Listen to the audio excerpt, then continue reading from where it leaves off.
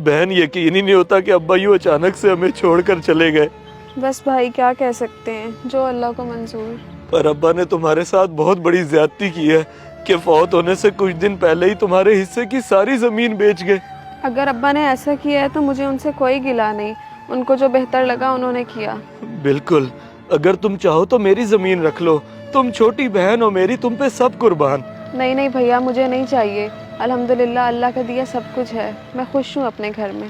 ठीक है बहन।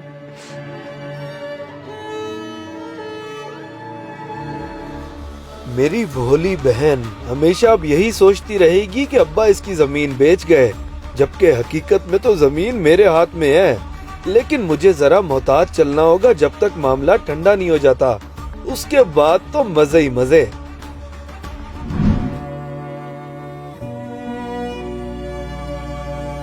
मुझे तो यकीन ही नहीं हो रहा कि अंकल ऐसा कैसे कर सकते हैं कि सिर्फ तुम्हारे हिस्से की जमीन बेच दें, वो भी बिना बताए। उनकी मर्जी, मैं क्या कह सकती हूँ। लेकिन सारा तुम्हारा हिस्सा ही क्यों, कामरान में से क्यों नहीं? दाल में जरूर कुछ काला है। क्या मतलब? मैं कुछ समझी नहीं। मतलब ये कि कहीं तुम्हारे भाई ने तुम्हारा हिस्सा।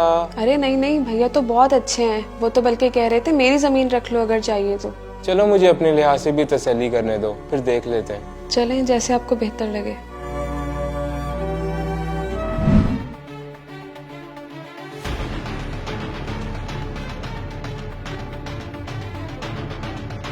यार कामरान, ये किसकी जमीन मेरे नाम की है? कुछ बता तो सही। ये बहन की जमीन है जो कुछ अरसे के लिए तेरे नाम की है।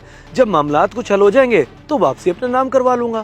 बहन की जमीन है तो तू उसी को क्यों नहीं दे देता? इतनी ज्यादती तो ना कर उसके साथ। किस चीज की ज्यादती? हमारे खानदान में बहन बेटियों को जमीन देने का रिवाज नहीं है, बस उसकी अच्छी जगह शादी कर दिया, यही उसके लिए बहुत है। बड़ा अजीब रिवाज है तुम लोगों में। खैर, अब मैं क्या कह सकता हूँ।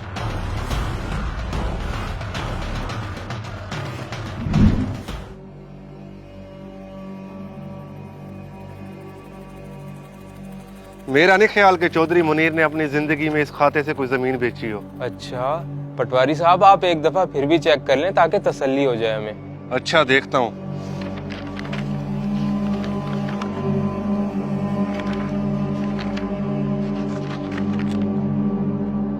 हाँ, यहाँ पर लिखा आ रहा है कि कुछ जमीन किसी तीसरे फरीक के नाम हुई है।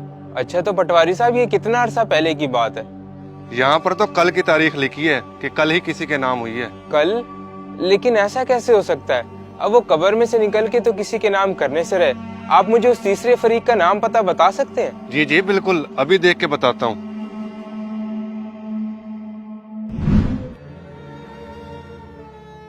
मैं सोच भी नहीं सकती थी भाई इतना गलत करेंगे अपनी इकलौती बहन के साथ। जी हाँ, जमीन और पैसा चीज ही ऐसी है बेगम जो रिश्तों को अंधा करके रख देती है। सही कह रहे हैं आप। बस मुझे दुख इस बात का है कि उन्होंने नाम अब्बा जी का लगा दिया। अल्लाह पूछेगा उनसे। बेशक, अल्लाह बेहतर इंसाफ करने वाला है, तुम देखना तो सही।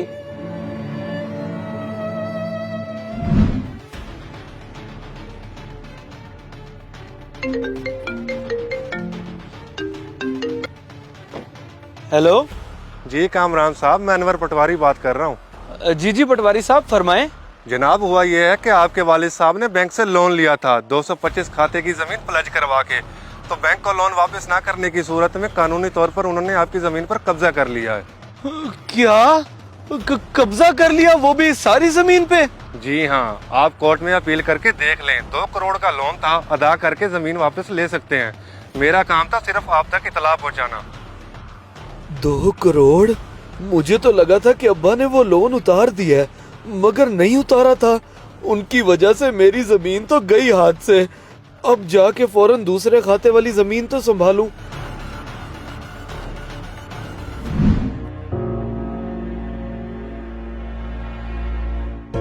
ओहो, ये तो बहुत गलत हुआ तेरे साथ।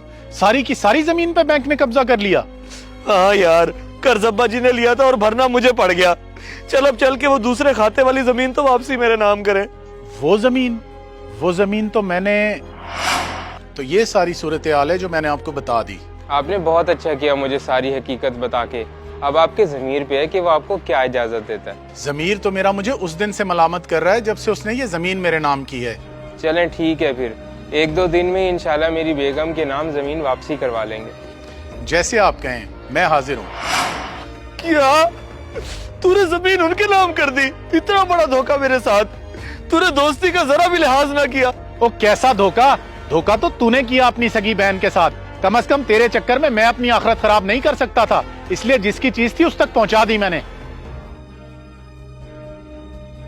जिसने अपनी बहनों का हक मारा उसका रिज्क हराम हो गया।